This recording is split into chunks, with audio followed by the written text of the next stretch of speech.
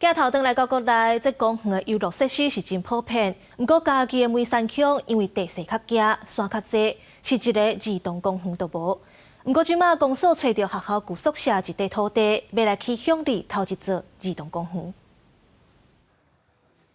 占地0.4公顷的空地，准备要来去梅山乡第一座儿童公园。24载时，乡公所人员甲地方的民意代表做伙到现场，来做施工前最后的会勘。本地这是咱学校老师的宿舍吼，做即马拢搬了。咱梅山乡较偏乡吼，腹地足少的，这个儿童游戏区完全无吼，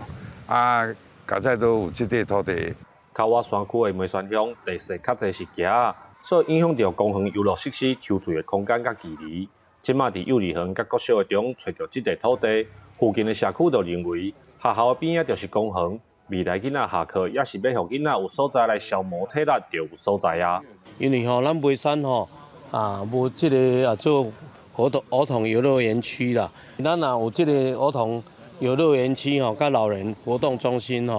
会变成后盖有一寡这个儿童甲老人会加一个休闲的去处啦。因为教育部针对儿童游乐设施的安全管理有规范，嘉义县的梅山乡因为先天地形的条件，地属公园游乐设施之间抽退的距离无法度符合安全规定，嘛和梅山乡到今拢无一个符合安全法规的儿童公园。乡公所即马找到这个所在，划发这块土地，唔但解决社区环境垃圾的所在，嘛替囡仔甲士大找到安全的休闲空间。记者林慧婷，嘉义报道。